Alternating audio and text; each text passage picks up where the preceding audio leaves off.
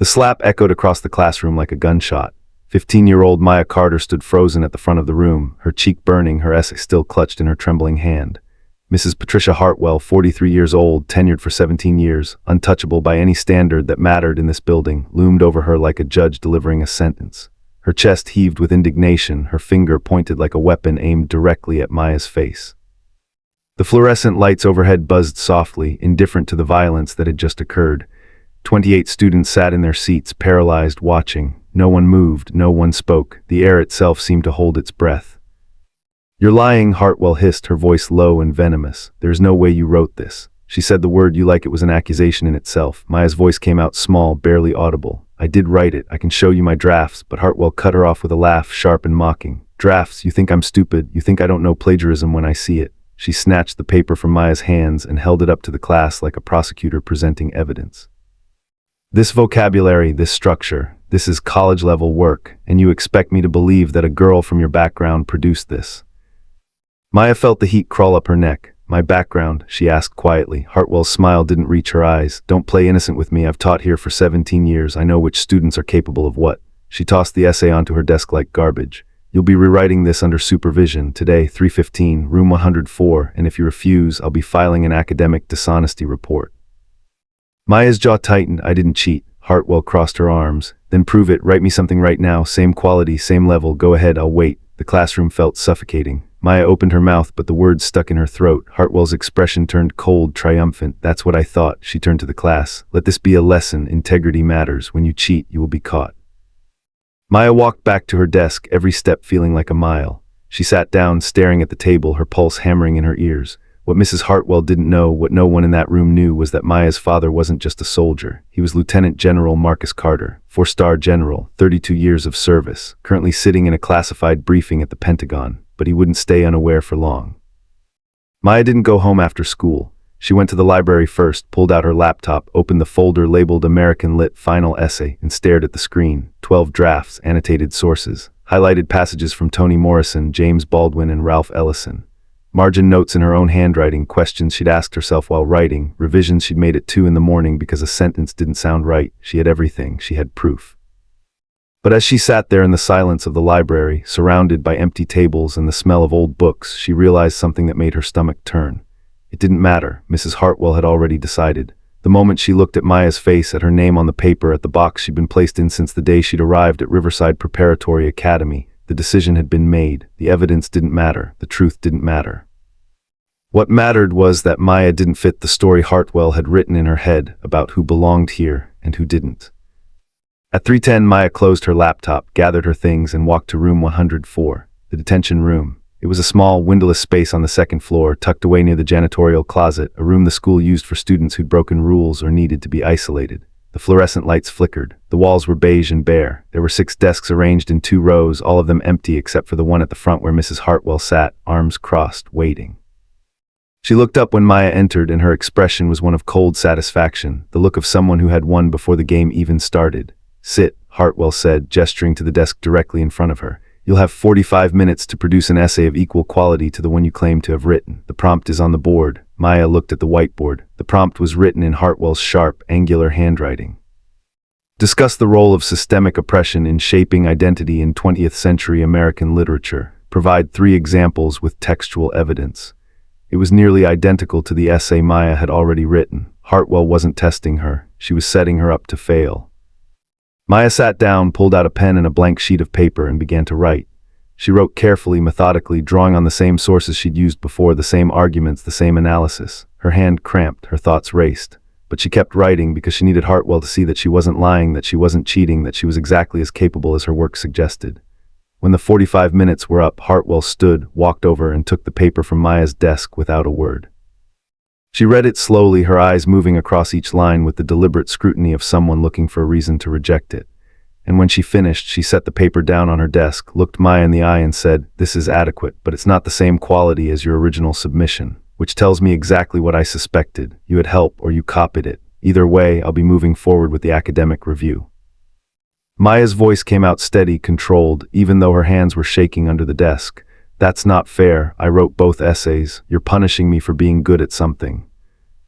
Hartwell leaned back in her chair, her expression unreadable. Miss Carter, I've been teaching for a long time, long enough to recognize patterns, long enough to know when a student is trying to game the system. You come from a public school background, your transcripts show inconsistency, and now suddenly you're producing work that rivals students who have been in advanced placement programs since middle school. It doesn't add up. She folded her hands on the desk. I'm not punishing you.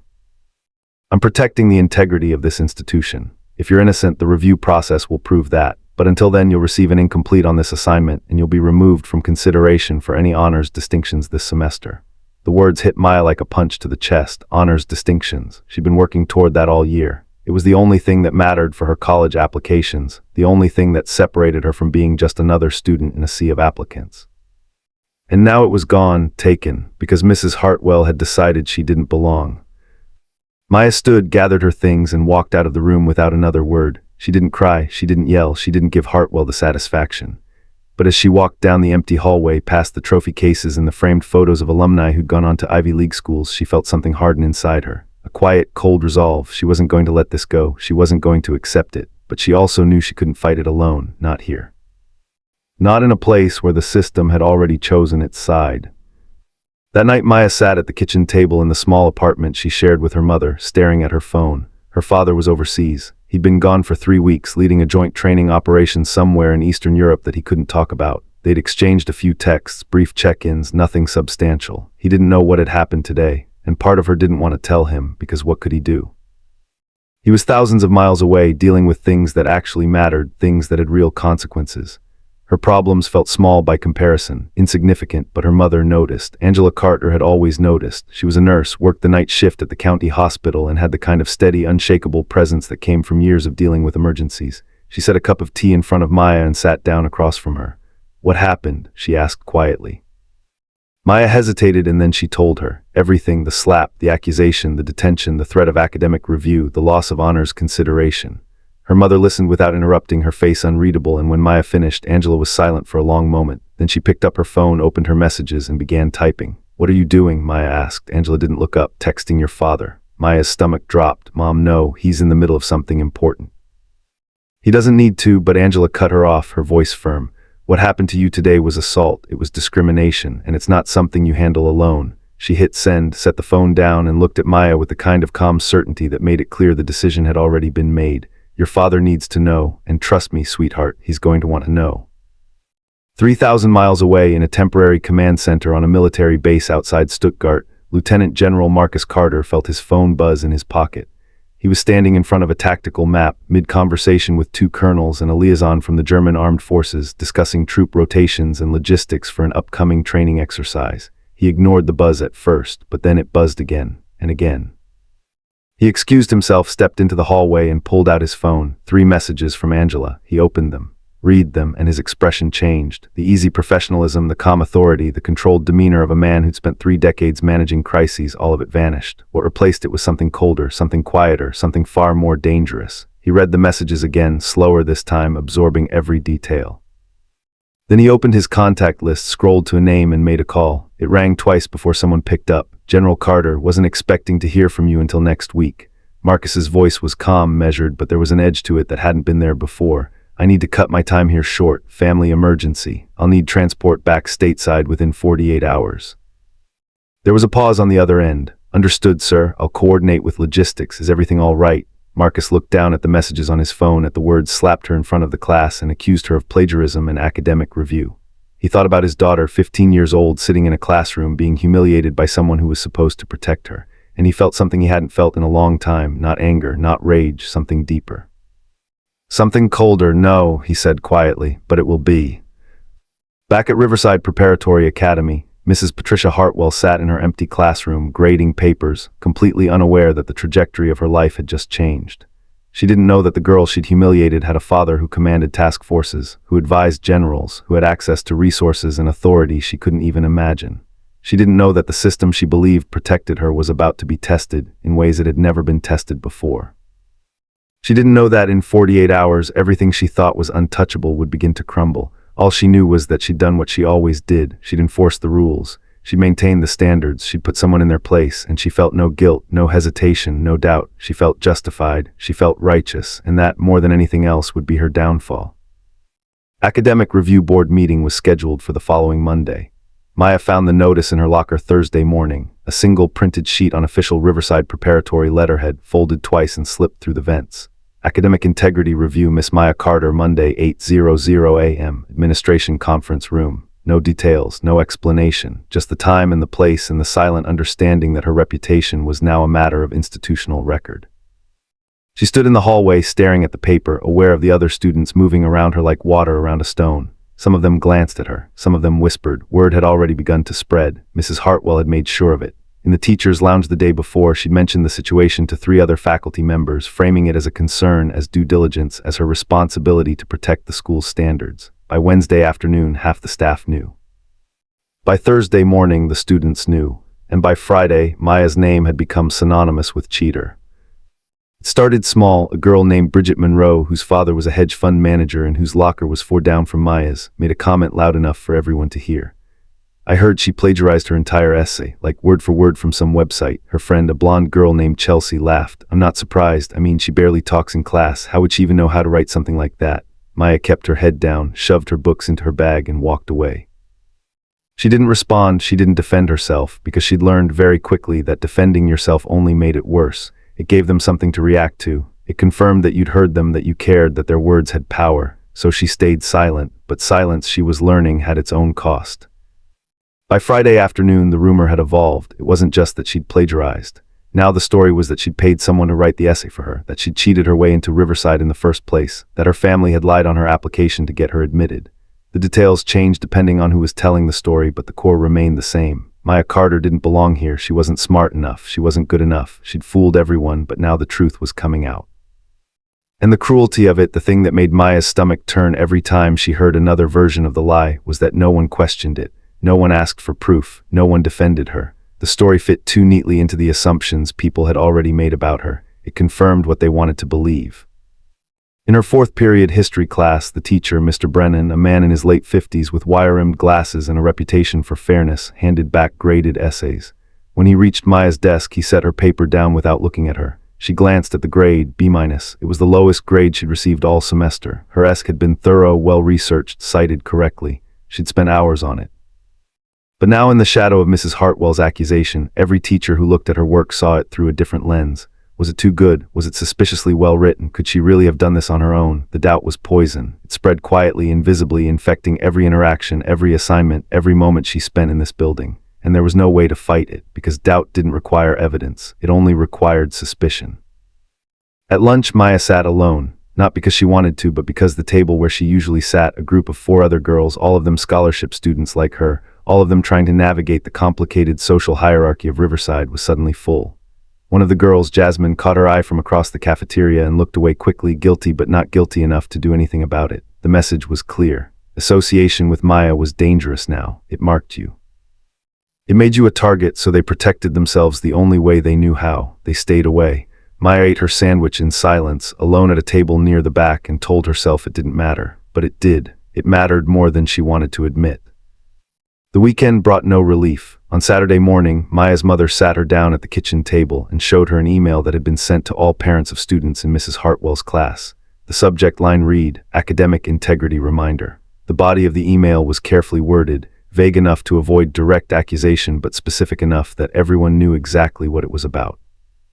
Dear parents and guardians, as we approach the end of the semester, I want to remind all students and families of Riverside Preparatory's commitment to academic integrity.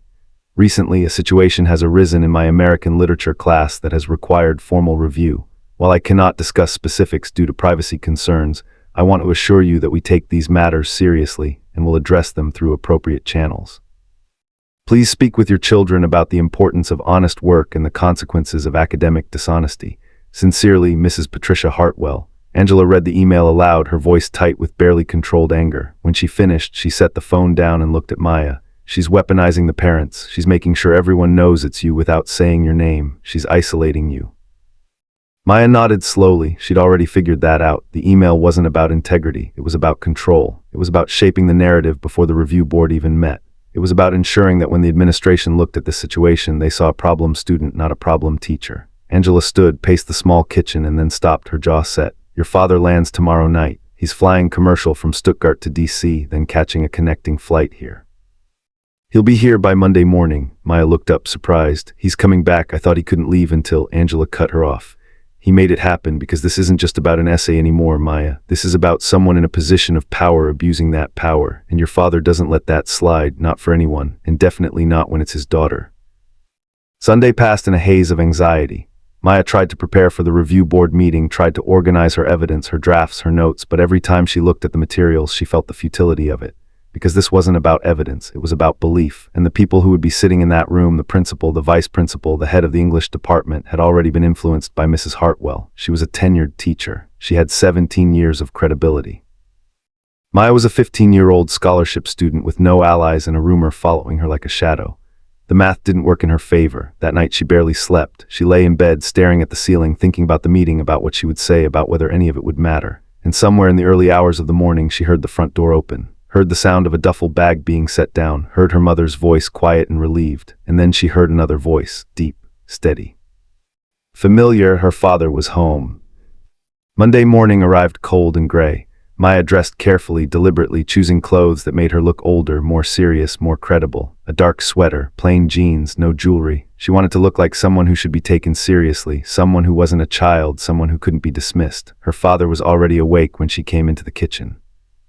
Lieutenant General Marcus Carter stood by the counter, dressed in civilian clothes, dark slacks, a pressed shirt, a watch that looked expensive but wasn't flashy. He looked tired, the kind of tired that comes from crossing 8 time zones in 2 days, but his eyes were sharp, focused, and when he saw Maya, his expression softened just slightly. "Morning," he said quietly. Maya nodded. "Morning." He poured her a cup of coffee, set it in front of her, and sat down across from her at the table.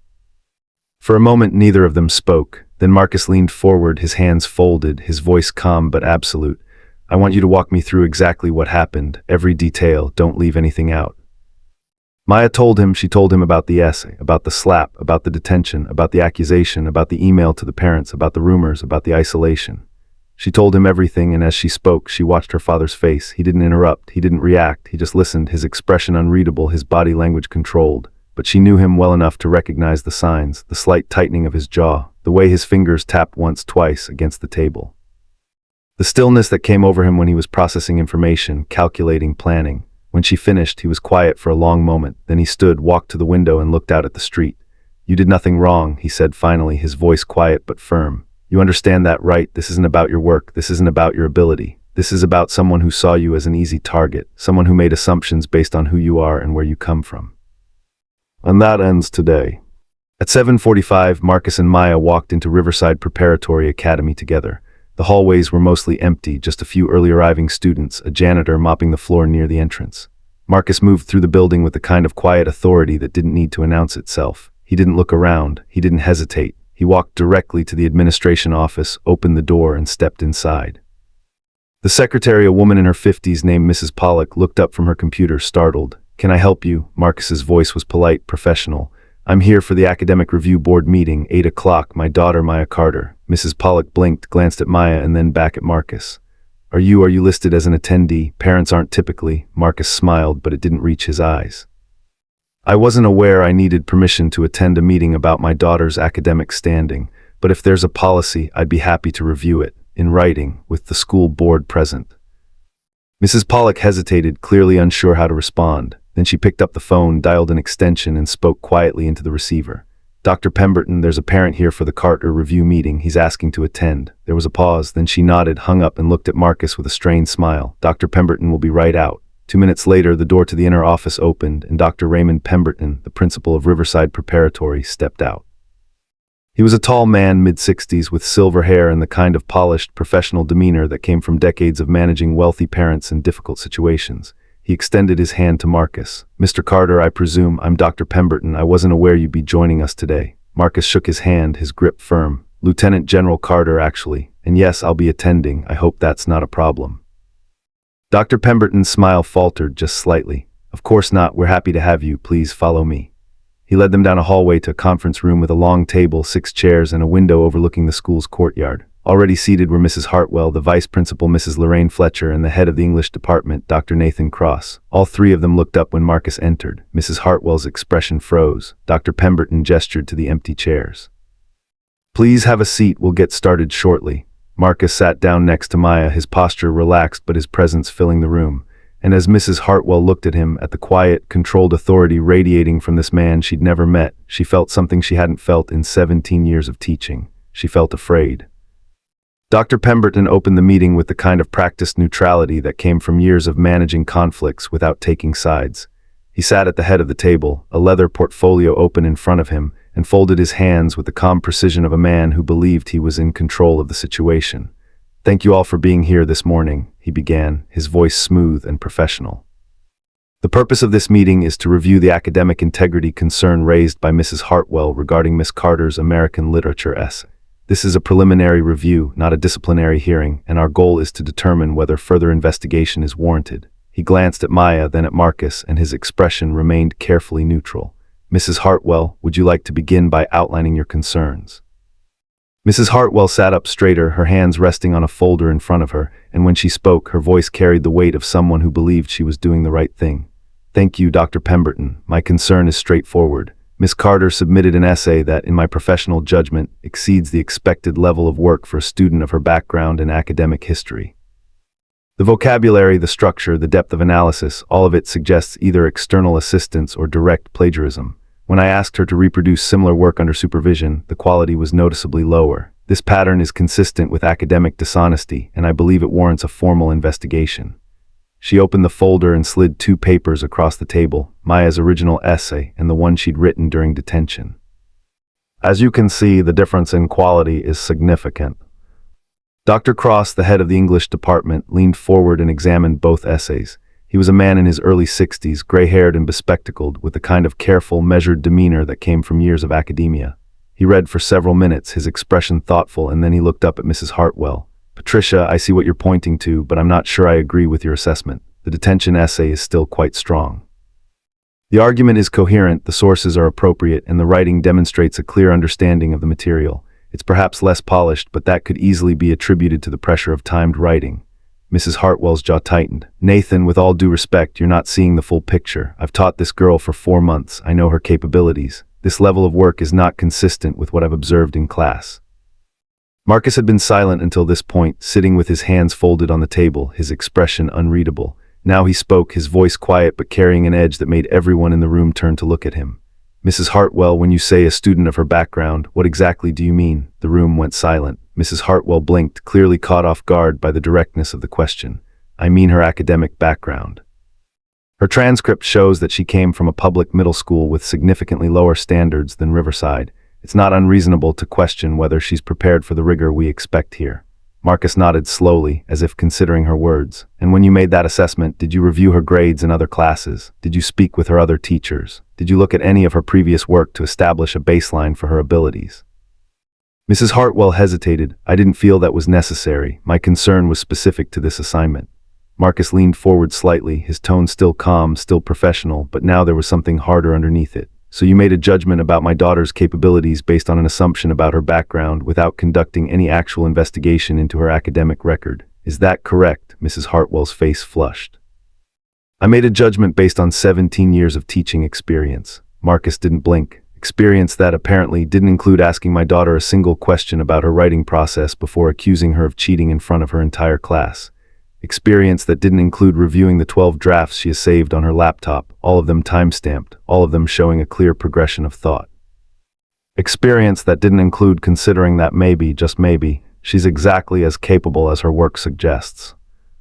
Dr. Pemberton cleared his throat, clearly uncomfortable with the direction the conversation was taking. "General Carter, I understand your concern, but I want to assure you that we take all allegations of academic dishonesty seriously. This review process is designed to be fair and thorough." Marcus turned his gaze to Pemberton, and the principal seemed to shrink slightly under the weight of it. "With respect, Dr. Pemberton, I don't see anything fair about this process. My daughter was publicly humiliated, physically struck, accused without evidence, and subjected to a supervised rewrite designed to fail. And now she's sitting in this room, her academic standing in question, while the person who initiated this entire situation has faced no consequences whatsoever." He paused, letting the words settle. "So forgive me if I don't share your confidence in the fairness of this process." Mrs. Fletcher, the vice principal, who had been silent until now, spoke up. She was a woman in her late 50s, thin and sharp-featured, with the kind of rigid posture that suggested she'd spent her entire career enforcing rules without questioning them. "General Carter, I think you're mischaracterizing the situation. Mrs. Hartwell was acting in accordance with school policy. Teachers are required to report suspected academic dishonesty. She was doing her job. Marcus looked at her, his expression cold. Her job is to educate students, not to assault them. And if school policy includes slapping a 15-year-old girl in front of her peers, then your policy needs to be rewritten.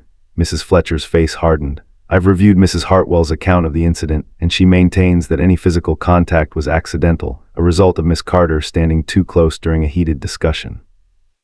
Maya, who had been silent throughout the entire meeting, felt something break inside her. She looked at Mrs. Hartwell, at the woman who had slapped her, humiliated her, lied about her, and was now sitting there with an expression of calm righteousness, and she realized with a terrible clarity that nothing she said would matter. The system had already chosen its side, the institution was protecting itself, and she was alone.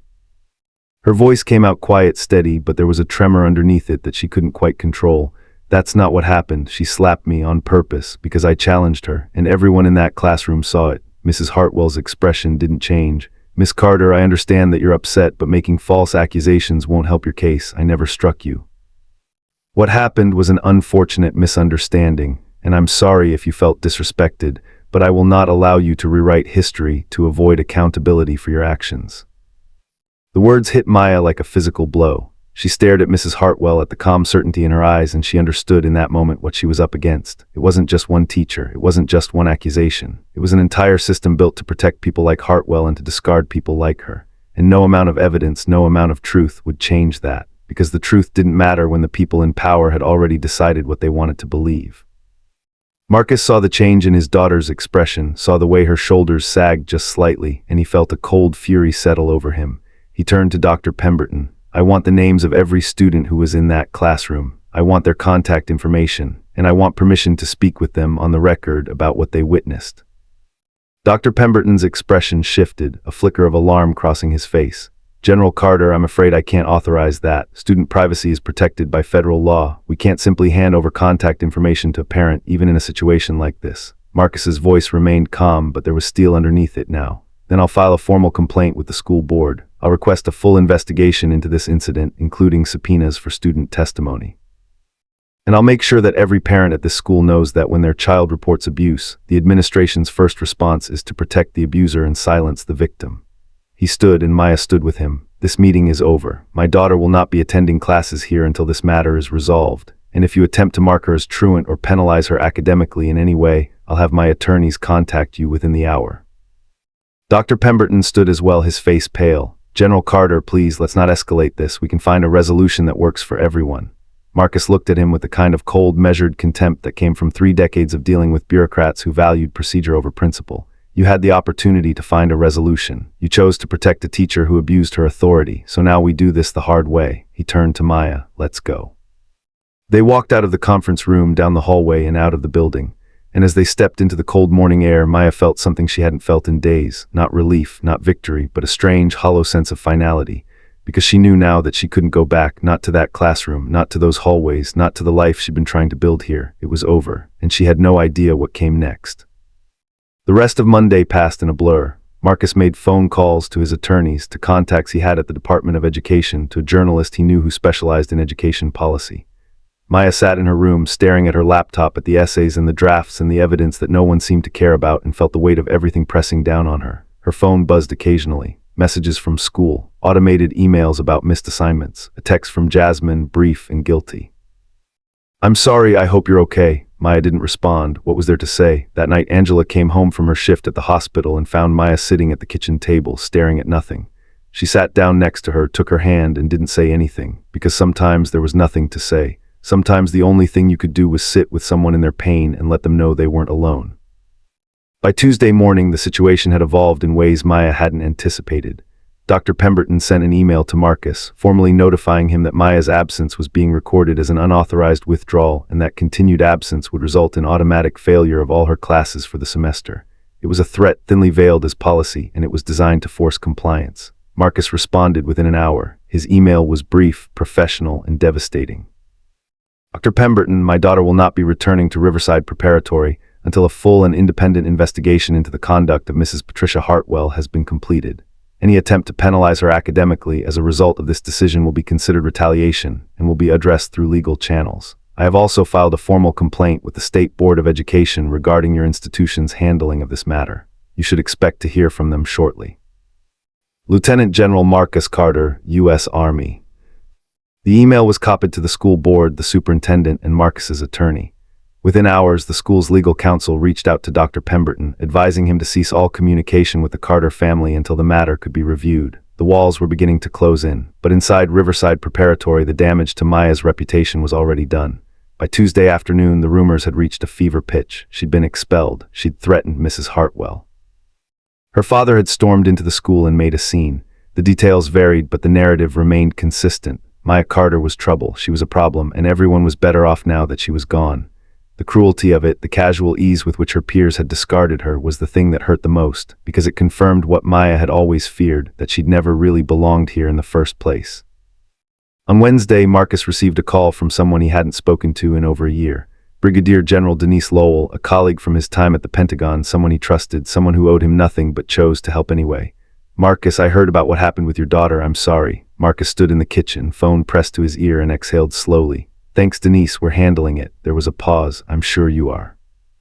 But I wanted you to know I have a contact at the Department of Education's Office for Civil Rights. If you want to escalate this beyond the state level, I can make an introduction." Marcus was quiet for a moment. Then he said, "I appreciate that. Let me see how the state board responds first, but if they stonewall us, I'll take you up on that." Denise's voice softened. "She's lucky to have you. Not every kid has someone willing to go to war for them." Marcus looked out the window at the gray sky, at the world that had tried to break his daughter, and his voice was quiet but absolute. She shouldn't have to. That night, Maya sat on her bed, her laptop open in front of her, and made a decision. She opened a new document and began to write, not an essay, not an assignment, but a statement, a detailed, chronological account of everything that had happened, from the moment Mrs. Hartwell had looked at her essay to the moment she'd walked out of that conference room. She wrote for 3 hours, stopping only to verify dates and times, and when she finished, she read it through once, saved it, and sent it to her father. The subject line was simple: "My testimony." Marcus read it in silence, sitting at the kitchen table, and when he finished, he closed the laptop and sat in the dark for a long time, because he knew now exactly what he was dealing with, and he knew exactly what he had to do. Thursday morning arrived with the kind of cold, brittle clarity that made everything feel sharper, more defined. Marcus Carter sat in his home office, a converted bedroom with a desk, a filing cabinet, and a wall of commendations and photographs from 3 decades of military service, and made the kind of call he'd never wanted to make. He dialed a number he'd been given years ago, a direct line to the Office for Civil Rights at the U.S. Department of Education, and when the voice on the other end answered, he identified himself with the calm precision of someone who understood exactly how much weight his name carried. "This is Lieutenant General Marcus Carter, U.S. Army. I'm calling to file a formal civil rights complaint under Title VI of the Civil Rights Act of 1964. The complaint involves racial discrimination and retaliation at a private educational institution receiving federal funding. I'm requesting an immediate investigation." The response was swift, professional, and thorough. Within 2 hours, Marcus received a callback from a senior investigator named Robert Chen, a man whose voice carried the careful neutrality of someone who'd spent years navigating the intersection of law, policy, and institutional power. "General Carter, I've reviewed the preliminary information you provided. I want to confirm a few details before we proceed. Your daughter, Maya Carter, is a student at Riverside Preparatory Academy in Virginia, correct?" Marcus confirmed. "That's correct. She's a 15-year-old honors student who was physically assaulted by her teacher, falsely accused of academic dishonesty, and subsequently subjected to retaliation when we attempted to address the situation through the school's internal processes." Chen was quiet for a moment, the sound of typing audible in the background. "And the teacher in question, Mrs. Patricia Hartwell, is she still employed by the institution?" Marcus's voice was calm, controlled. "As of this morning, yes. No disciplinary action has been taken. The school's position is that my daughter is lying, that the assault never occurred, and that the academic review is justified." Chen exhaled slowly. "General Carter, I want to be transparent with you about what this process involves. A civil rights investigation is comprehensive. It requires interviews, document review, and coordination with the institution. It can take months, and even with a finding of discrimination, the remedies are often systemic rather than individual. I'm telling you this because I want you to understand what you're committing to." Marcus leaned back in his chair, his expression unreadable. "Mr. Chen, I've spent 32 years in the military. I understand bureaucracy, I understand timelines, and I understand that institutions don't change unless they're forced to. So yes, I'm committing to this, because if we don't hold them accountable, they'll do this to another child, and I'm not willing to let that happen. There was a pause, and then Chen's voice shifted, taking on a tone of quiet respect. Understood. I'll begin the formal investigation process today. You should expect a call from our field office within 48 hours. In the meantime, I need you to compile all documentation related to this incident, emails, text messages, medical records if applicable, and any written statements from witnesses.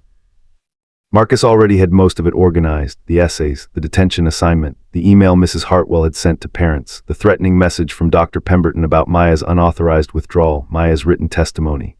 He sent it all to Chen within the hour, and as he hit send, he felt the first shift in momentum, because this was no longer a dispute between a parent and a school. This was a federal investigation, and that changed everything.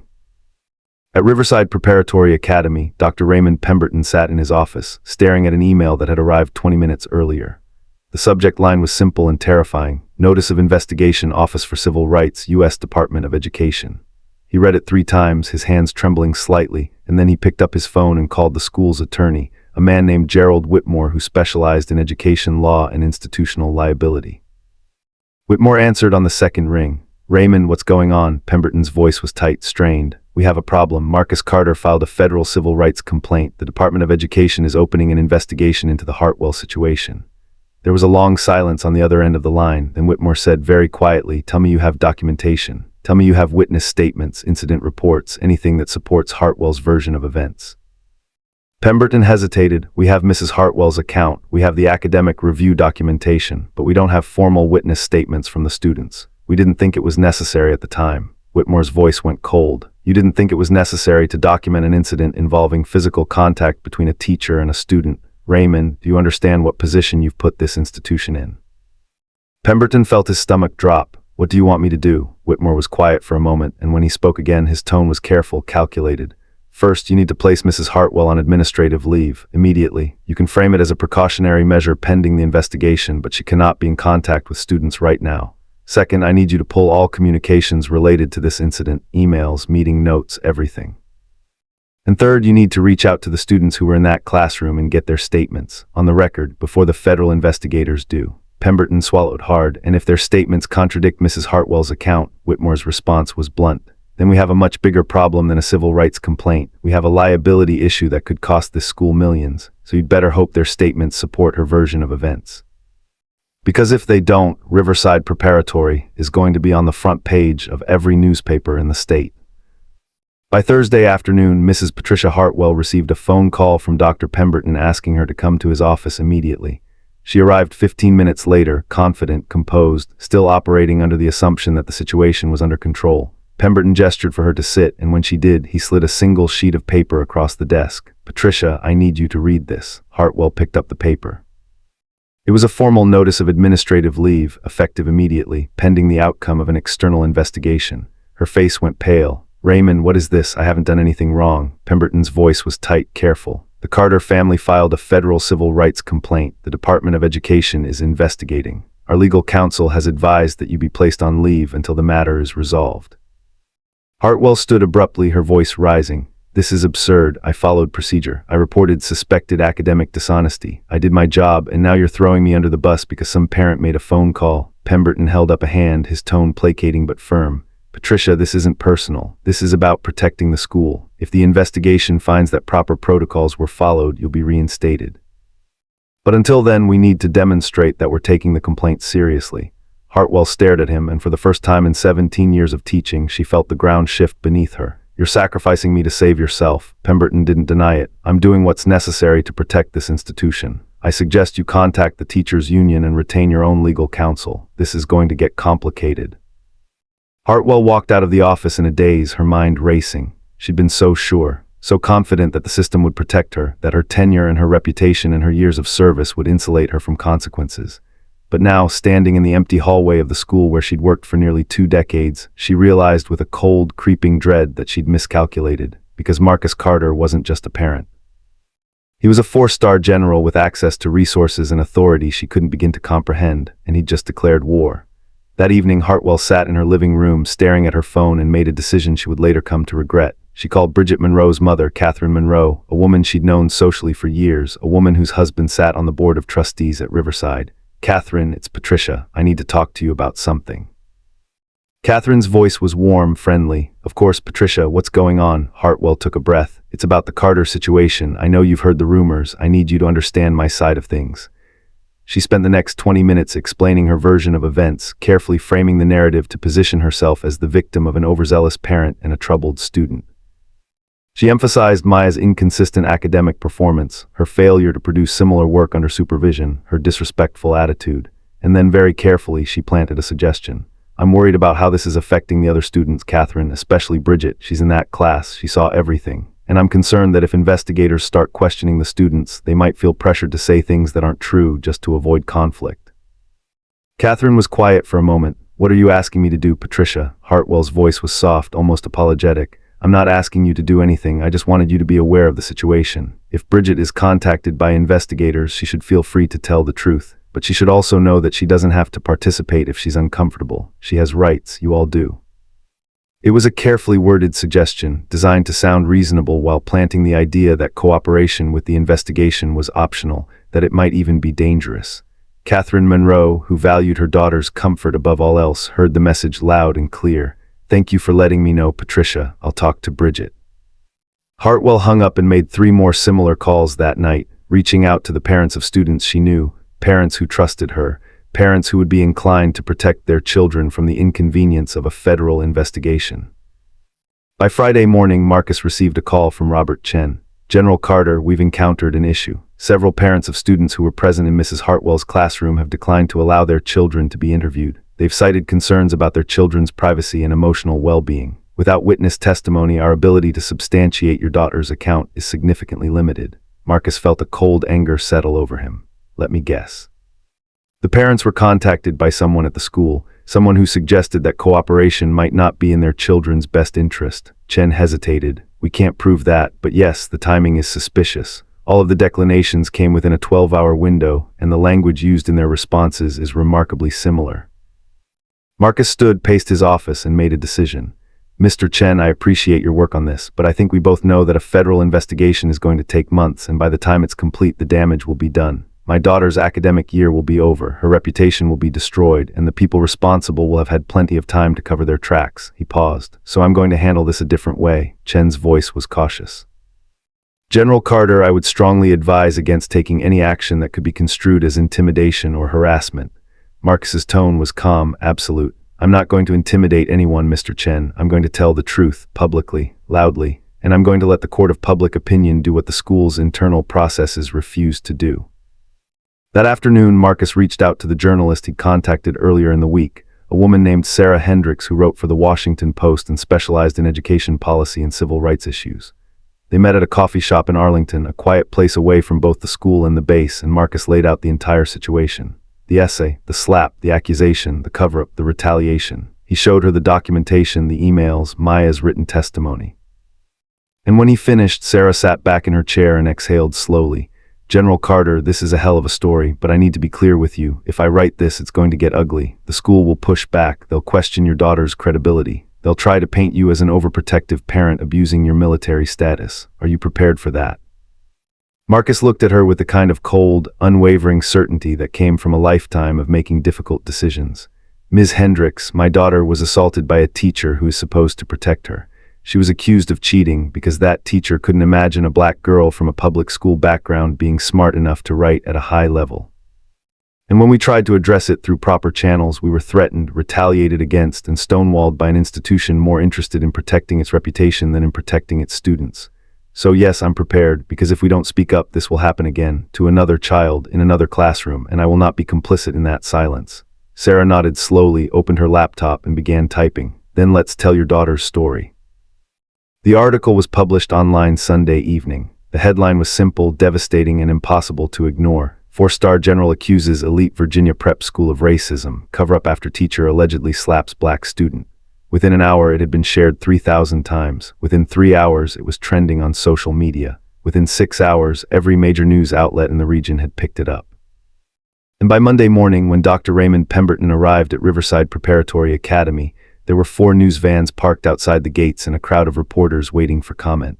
The power had shifted. The narrative had escaped the school's control. and Mrs. Patricia Hartwell, sitting in her living room watching her name scroll across the bottom of a cable news broadcast, realized with a sickening clarity that her career was over. The pressure arrived like a tidal wave. By Monday afternoon, Riverside Preparatory Academy's phone lines were jammed with calls from concerned parents, outraged alumni, and reporters demanding comment. The school's website crashed under the traffic. The official social media accounts were flooded with thousands of comments, most of them asking the same question in different ways. How could you let this happen? Dr. Raymond Pemberton sat in his office with the door locked, staring at his computer screen as email after email poured in, each one more damning than the last. Board members demanding answers, donors threatening to pull funding, parents requesting immediate meetings, and buried in the avalanche of incoming messages was one email that made his blood run cold. It was from a student named Marcus Williams, a junior who had been in Mrs. Hartwell's class on the day Maya was slapped, and the subject line read simply, "I need to tell the truth." Pemberton opened it with shaking hands. The email was short, direct, and devastating. Dr. Pemberton, my name is Marcus Williams, and I was in Mrs. Hartwell's American literature class when she hit Maya Carter. I saw it happen. We all saw it happen. It wasn't an accident. Mrs. Hartwell slapped her across the face because Maya challenged her, and then she lied about it. I didn't say anything before because I was scared. My parents told me to stay out of it. But I can't stay quiet anymore. What happened to Maya was wrong, and I'm willing to testify to that. I've attached a written statement with the date, time, and everything I witnessed. I'm also willing to speak to investigators, reporters, or anyone else who needs to hear this. Maya deserves better than what this school gave her. Pemberton read the email 3 times, and then he forwarded it to Gerald Whitmore, the school's attorney, with a single line, "We have a problem."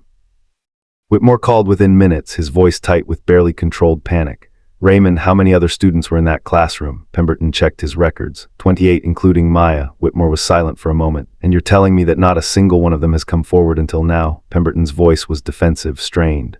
"We advised parents that their children didn't need to participate in the investigation. We wanted to protect them from unnecessary stress." Whitmore's response was sharp, cutting. "You wanted to protect the school, and now you've created a situation where a student is publicly contradicting your official narrative and you have no credible defense. You understand what this means? This isn't just a PR problem anymore. This is a criminal matter. If a teacher assaulted a student and the administration covered it up, you're looking at potential charges: child endangerment, obstruction, conspiracy." Pemberton felt the walls closing in. "What do I do?" Whitmore's voice was cold, clinical. "You need to terminate Mrs. Hartwell immediately, not administrative leave, termination for cause, and you need to issue a public statement acknowledging that the school failed in its duty to protect Maya Carter. You need to apologize, offer restitution, and cooperate fully with any and all investigations, and you need to do it today before this gets any worse." Pemberton hung up, sat in silence for a long moment, and then picked up the phone to make the call he'd been dreading. Mrs. Patricia Hartwell answered on the third ring, her voice tense, wary. "Raymond," Pemberton didn't waste time on pleasantries. "Patricia, effective immediately, your employment at Riverside Preparatory Academy is terminated. You'll receive written notification by the end of the day. I'm sorry, but the board has made its decision." There was a long, stunned silence on the other end of the line. Then Hartwell's voice came back, shaking with rage and disbelief. "You're firing me after 17 years, after everything I've done for this school." Pemberton's tone was flat, emotionless. "A student has come forward with a statement corroborating Maya Carter's account of the incident. We can no longer defend your position. The legal exposure is too great." Hartwell's voice rose, desperate now. "That student is lying. They're all lying. This is a coordinated attack by Marcus Carter, and you're letting him destroy me." Pemberton closed his eyes, exhausted. "Patricia, a federal investigation is underway. The media is camped outside our gates, and we have a credible witness statement that directly contradicts everything you told us. I don't have a choice." Hartwell's voice went cold, venomous. "You always had a choice, Raymond. You just chose to save yourself." She hung up. Within an hour, Marcus Williams' statement had been forwarded to Robert Chen at the Office for Civil Rights, to Sarah Hendricks at the Washington Post, and to the local police department. By Tuesday morning, 2 more students had come forward with similar statements, both of them describing the same scene. Mrs. Hartwell slapping Maya Carter in front of the class, then lying about it, then threatening students with academic consequences if they spoke about what they'd seen. The dam had broken. The silence that had protected Hartwell and the school was collapsing, and the truth was flooding out in a way that couldn't be contained or controlled. Sarah Hendricks published a follow-up article Tuesday afternoon with the headline, "Students Break Silence on Prep School Assault. We All Saw It Happen."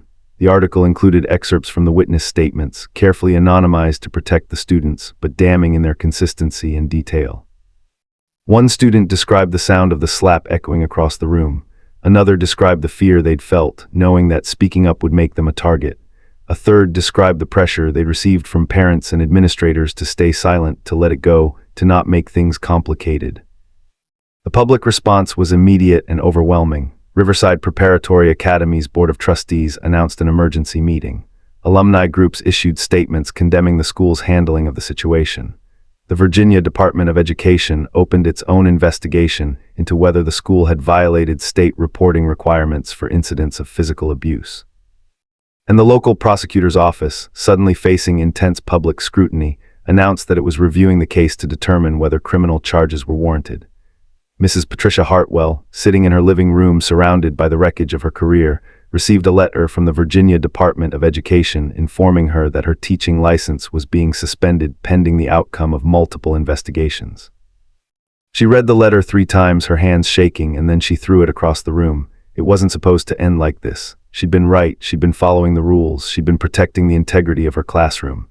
And now her entire life was being dismantled because one student, one girl who didn't belong, who didn't fit, who had challenged her authority, had refused to accept her place. On Wednesday morning, Marcus Carter received a phone call from Dr. Pemberton. The principal's voice was subdued, careful, stripped of the defensive arrogance that had characterized their previous interactions. "General Carter, I'm calling to offer a formal apology on behalf of Riverside Preparatory Academy. We failed your daughter. We failed to protect her, to believe her, and to hold ourselves accountable. I take full responsibility for that failure." Marcus listened in silence, his expression unreadable. Pemberton continued, his words clearly rehearsed, vetted by attorneys. "We've terminated Mrs. Hartwell's employment. We've implemented new protocols for reporting and investigating allegations of abuse. And we're prepared to offer Maya full reinstatement with honors distinction, along with a written apology and compensation for any expenses you've incurred as a result of this situation." Marcus let the silence stretch for a long moment. Then he said very quietly, "Dr. Pemberton, my daughter is not coming back to your school. She doesn't feel safe there. She doesn't trust your staff, your administrators, or your systems. And frankly, neither do I." Pemberton's voice took on a note of desperation. "General Carter, please, we're committed to making this right. We'll do whatever it takes." Marcus's tone was calm, final. "What it would take is a culture change that your institution has proven itself incapable of. You protected an abuser because it was easier than admitting you'd failed. You silenced witnesses because their testimony was inconvenient, and you only acted when the cost of inaction became greater than the cost of doing the right thing. That's not a school I want my daughter attending." He paused. "But I do want something from you." Pemberton sounded wary. "What's that?" Marcus's voice was steady, deliberate. "I want you to create a public record of what happened here. I want a detailed report, issued by the Board of Trustees, documenting every failure, every decision, every moment where someone in a position of authority chose institutional protection over student safety, and I want it published. Not buried in some internal file, but made available to every parent, every prospective student, every person who needs to know what kind of institution Riverside Preparatory really is." There was a long silence. Then Pemberton said quietly, "I'll take that to the board." Marcus hung up. 3 days later, the Board of Trustees released a 12-page report detailing the school's mishandling of Maya Carter's case. It was excoriating, comprehensive, and unprecedented. It named failures at every level: teacher, administration, board oversight, and it included specific policy changes designed to prevent similar incidents in the future. The report made national news. Education policy experts held it up as a rare example of institutional accountability. But for Marcus and Maya, sitting together in their living room as the news coverage played on the television, it wasn't about vindication, it was about closure. Maya had transferred to a different school, a public magnet program with a strong humanities department and a reputation for supporting students from diverse backgrounds. She'd submitted her essay, the one Mrs. Hartwell had accused her of plagiarizing, to a national writing competition and won second place. The judge's comments praised her sophisticated analysis, her command of language, and her mature understanding of complex themes. She'd framed the certificate and hung it on her bedroom wall, not as a trophy, but as a reminder that she'd been right, that her work was good, that she belonged. Mrs. Patricia Hartwell's teaching license was permanently revoked in March. She appealed the decision and lost. Her name appeared in several news articles, always in the context of the scandal, and a quick Google search would forever link her to the words racist teacher and assault. She applied for positions at other schools, at tutoring centers, at educational nonprofits, and was rejected from all of them. The professional identity she'd built over 17 years was gone, erased by a single moment of cruelty and the institutional failures that followed. She never apologized, not publicly, not privately, because to apologize would be to admit she'd been wrong, and she couldn't reconcile that with the story she'd told herself about who she was. Dr. Raymond Pemberton resigned from Riverside Preparatory in April, citing personal reasons. The board accepted his resignation without comment. He moved to another state, took a position in educational consulting, and never spoke publicly about the Carter case. In June, Marcus received a call from Robert Chen informing him that the Office for Civil Rights had completed its investigation and issued a formal finding of discrimination. Riverside Preparatory Academy was required to pay a significant fine, implement mandatory training for all staff, and submit to 3 years of federal monitoring. The school complied without contest, and on a quiet Sunday afternoon in late June, Maya sat at her desk, opened her laptop, and began writing. Not an essay for class, not a statement for investigators, but something else. A story about a girl who'd been told she didn't belong, who'd been punished for being too good at something, who'd been failed by every system designed to protect her, and who'd survived anyway, not because justice was guaranteed, but because she'd refused to let cruelty define her.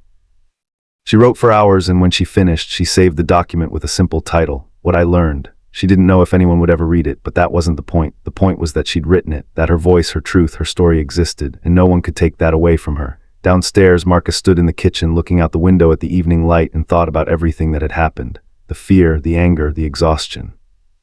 The long, grinding battle against systems that valued reputation over truth.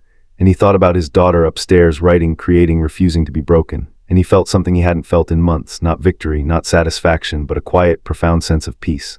Because in the end, that was what justice looked like, not punishment, not revenge, but the simple, dignified assertion that some things mattered more than power, that truth mattered, that people mattered.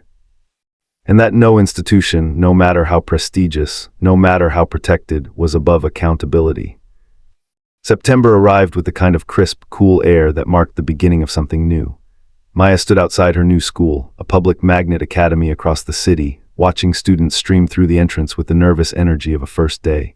She'd spent the summer reading, writing, volunteering at the library downtown, trying to rebuild the parts of herself that Riverside Preparatory had tried to break. Her mother stood beside her, hand resting gently on her shoulder, not saying anything because sometimes there was nothing that needed to be said. After a moment, Maya took a breath, adjusted the straps on her backpack, and walked forward. Her mother watched her go, watched her disappear into the crowd of students, and felt a complicated mixture of pride and grief. Pride because her daughter had survived, grief because she'd had to. Inside, Maya found her first period classroom, advanced American literature, and took a seat near the window. The teacher, a woman in her 30s named Ms. Rodriguez, stood at the front of the room with an easy, welcoming presence that felt nothing like the rigid authority Maya had learned to fear. When everyone had settled, Ms. Rodriguez smiled and said, "Welcome. This class is about stories. About the voices that shaped this country, the voices that challenged it, and the voices that continue to rewrite what we think we know about ourselves. Your voice matters here, your perspective matters, and I can't wait to hear what you have to say." Maya felt something loosen in her chest, something that had been tight and guarded for months. It wasn't trust, not yet, but it was the possibility of trust, and that was enough. At lunch, a girl named Aisha sat down across from her without asking, set down her tray and said, "You're new, right?" Maya nodded. "Yeah, just transferred." Aisha grinned. "Cool, this place is pretty good once you figure out where everything is. You need help with anything." Maya hesitated, and then she said, "No, I think I'm okay, but thank you." Aisha shrugged, took a bite of her sandwich, and started talking about the soccer team, about the teachers to avoid and the ones who actually cared, about the drama club auditions next week. And Maya listened and realized with a quiet sense of relief that this was what normal was supposed to feel like. Not perfect, not without complications, but safe, human, kind. Across the city, Lieutenant General Marcus Carter sat in his office at the Pentagon, reviewing briefing materials for an operation he couldn't discuss with anyone outside his immediate command. His phone buzzed with a text from Maya, just 3 words, "First day, good so far." He stared at the message for a long moment, and then he typed back, "Proud of you, always." He set the phone down, returned to his work, and allowed himself a moment of quiet gratitude. Not for the outcome, though he was relieved it had ended the way it did, but for his daughter's resilience, for her refusal to let cruelty define her, for the strength she'd shown even when the systems designed to protect her had failed. That strength hadn't come from him, it had come from her, and it was the kind of strength that would carry her through whatever came next. In another part of Virginia, Mrs. Patricia Hartwell sat in a small apartment she could barely afford, scrolling through job listings on her laptop and finding nothing. Her savings were running out, her reputation was destroyed, her identity, built over 17 years of teaching, was gone. She closed the laptop, stared at the blank wall across from her, and felt the weight of consequences she'd never imagined facing. There was no redemption arc waiting for her. No moment of realization where she understood what she'd done wrong. Because some people never learn, some people never change. They simply live with the outcomes of their choices, bitter and unrepentant, convinced until the end that they were right and the world was wrong. Dr. Raymond Pemberton, in his new position 3 states away, attended meetings and wrote reports and tried not to think about the school he'd left behind. But late at night, when he couldn't sleep, he thought about the girl he'd failed, about the moment he'd chosen institutional preservation over a student's safety, about the compromise he'd made without realizing it would define the end of his career. He told himself he'd had no choice. But deep down in the part of himself he tried not to examine too closely, he knew that wasn't true. There had been a choice, he'd simply made the wrong one. And in a quiet neighborhood in a modest apartment that had become home, Maya sat at her desk and opened her laptop. She pulled up the document she'd written in June, What I Learned, and read through it one more time. Then she closed it, opened a new document, and began writing something else, not about what had happened to her, but about what came after, about rebuilding, about choosing to trust again even when trust had been broken, about the quiet, unglamorous work of healing. The words came slowly at first, then faster, and as she wrote, she felt something she hadn't felt in a long time. Not anger, not pain, not the burning need for justice, but something quieter, simpler, hope, the kind of hope that didn't announce itself, that didn't demand recognition, but that existed nonetheless, stubborn, persistent, unbreakable. Outside, the sun set over the city, casting long shadows across streets and buildings and the lives being lived within them. And in that fading light, the story came to an end, not with triumph, not with celebration, but with the simple, dignified understanding that some battles are worth fighting, that some truths are worth speaking. And that justice, when it comes, doesn't erase the harm that was done. It simply makes it possible to move forward, to heal. To build something new from the wreckage of what was broken. Maya closed her laptop, stood and walked to the window. She looked out at the world, complicated, imperfect, sometimes cruel, but also capable of change, and she made a choice. She chose to keep going, to keep writing, to keep believing that her voice mattered even when others had tried to silence it. And in that choice, quiet and unremarkable and profoundly brave, was the real victory, not over her enemies, but over the fear that had threatened to define her. She was still here, still standing, still herself, and that, in the end, was enough.